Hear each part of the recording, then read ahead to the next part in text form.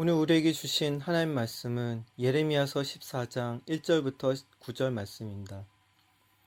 주님께서 계속되는 가뭄을 두고 예레미야에게 말씀하셨다.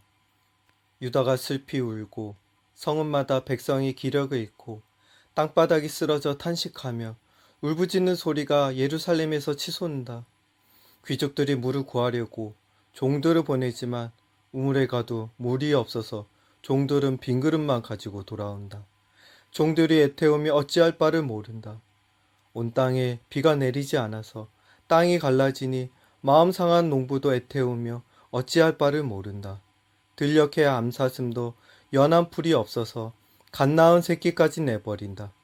들나귀도 언덕 위에 서서 여우처럼 헐떡이고 뜯어먹을 풀이 없어서 그 눈이 흐려진다. 주님, 비록 우리의 죄악이 우리를 고발하더라도 주님의 이름을 생각하셔서 선처해 주십시오. 우리는 수없이 반역해서 주님께 죄를 지었습니다. 주님은 이스라엘의 희망이십니다.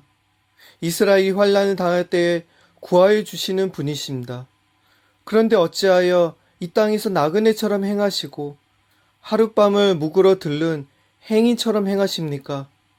어찌하여 놀라서 어쩔 줄 모르는 사람처럼 되시고 구해줄 힘을 잃은 용사처럼 되셨습니까? 주님, 그래도 주님은 우리들 한가운데에 계시고 우리는 주님의 이름으로 불린 백성이 아닙니까? 우리를 그냥 버려두지 마십시오. 아멘. 네, 오늘은 예언자 예레미야 이야기를 여러분과 함께 나누고자 합니다. 여러분, 예레미야 하면 어떤 이미지가 떠오르십니까?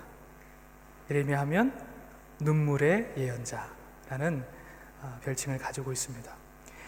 예레미야가 이렇게 많은 눈물을 흘릴 수 있었던 것은 하나님의 마음, 하나님의 성령을 예레미야의 마음에 가득 채워주셨기 때문입니다. 예언자의 소명은 이렇게 하나님의 마음으로, 하나님의 시선으로 세상을 바라보는 것입니다. 예레미야는 황폐해져가는 남유다를 바라보면서 이렇게 탄식합니다.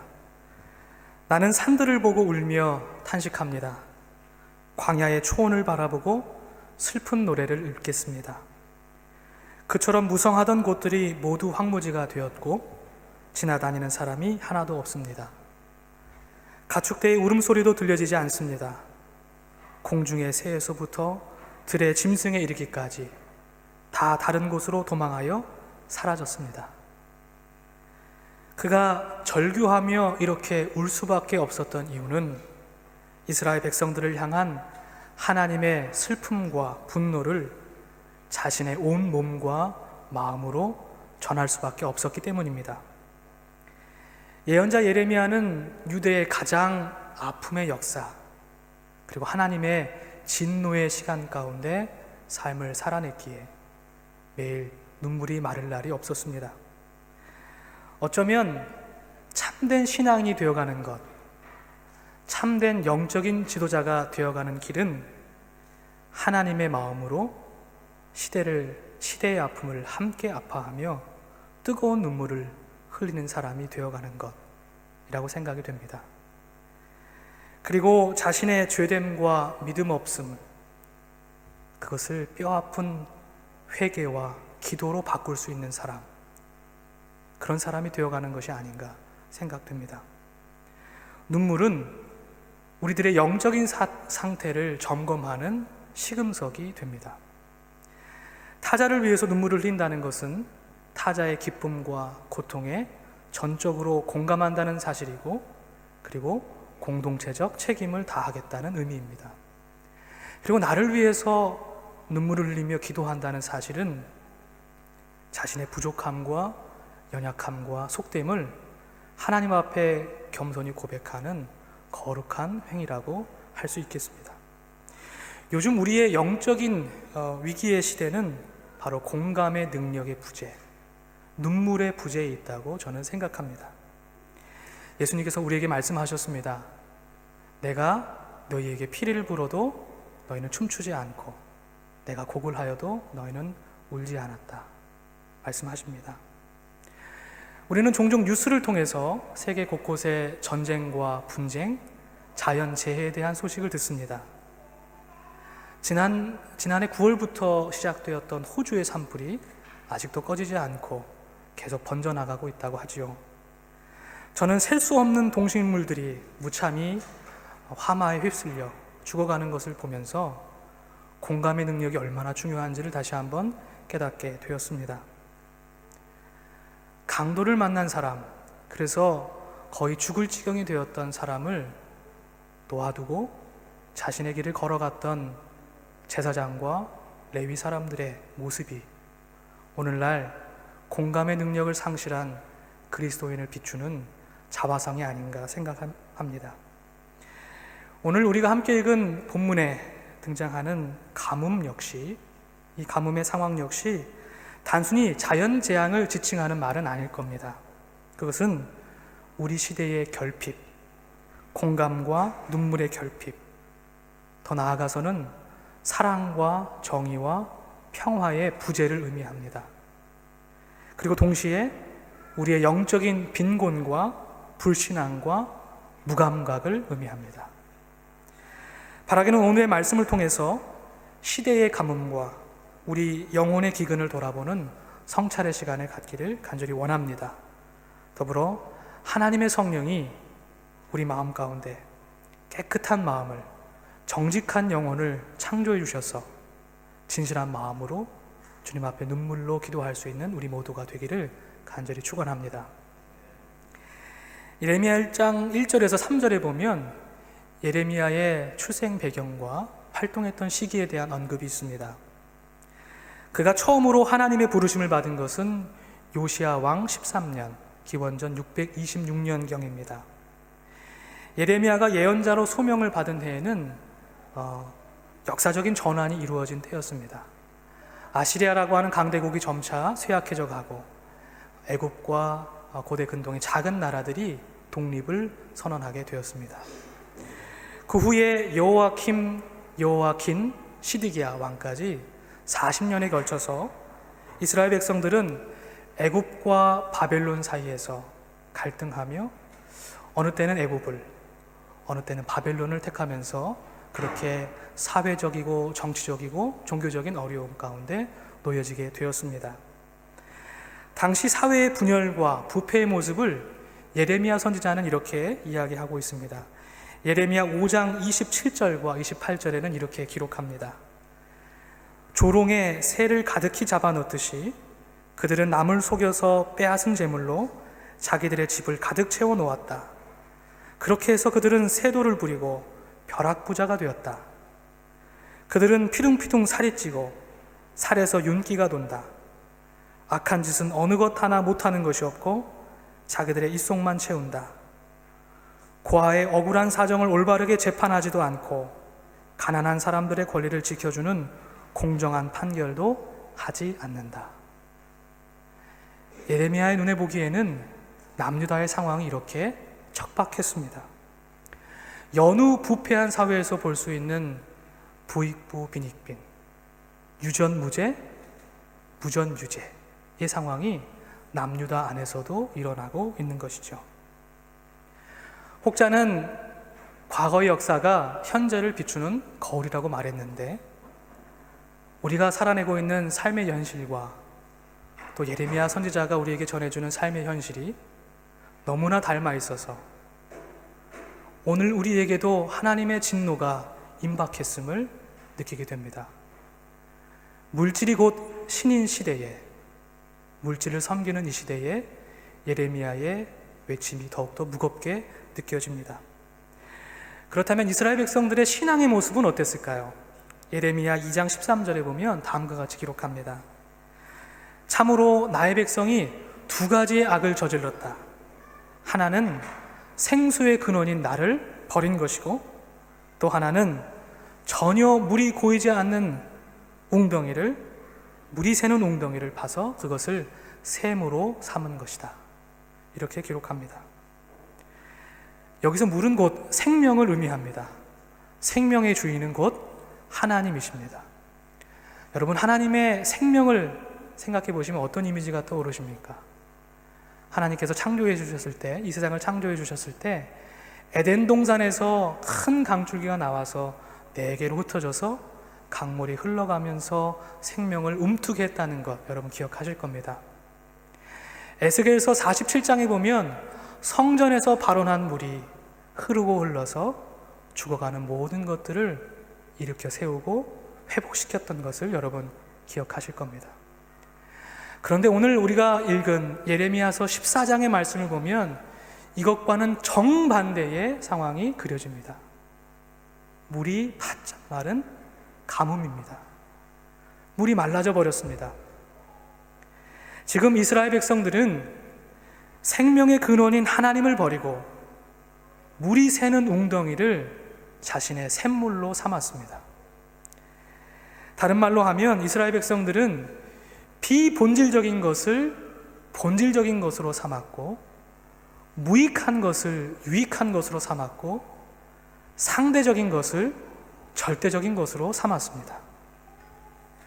이스라엘 백성들은 입으로는 하나님을 찾고 있지만 사실은 속으로는 자신들을 지켜줄 힘, 때로는 애굽이 될 수 있고 때로는 바벨론에 기대어서 어떻게 하면 이 나라를 살아갈 수 있을까?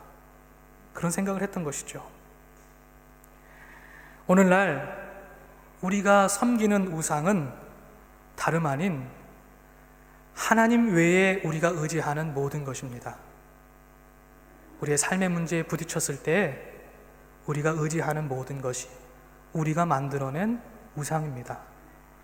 어쩌면 하나님에게 우리가 투영하고 하나님에게 요청하고 있는 우리들의 욕망이 또한 우상일 수 있습니다. 광야 시절에 이스라엘 백성들이 무엇을 만들었죠? 광야 시절에 금송아지를 만들었습니다. 그것은 바로 하나님을 상징하는 것이었습니다.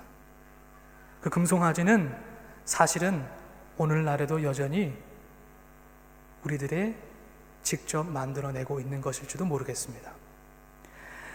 루드비히 포이에르바흐라고 하는 독일의 신학자가 1840년 기독교의 본질이라는 책에서 하나님에 대한 인식에 대해서 다음과 같이 비판적으로 말했습니다.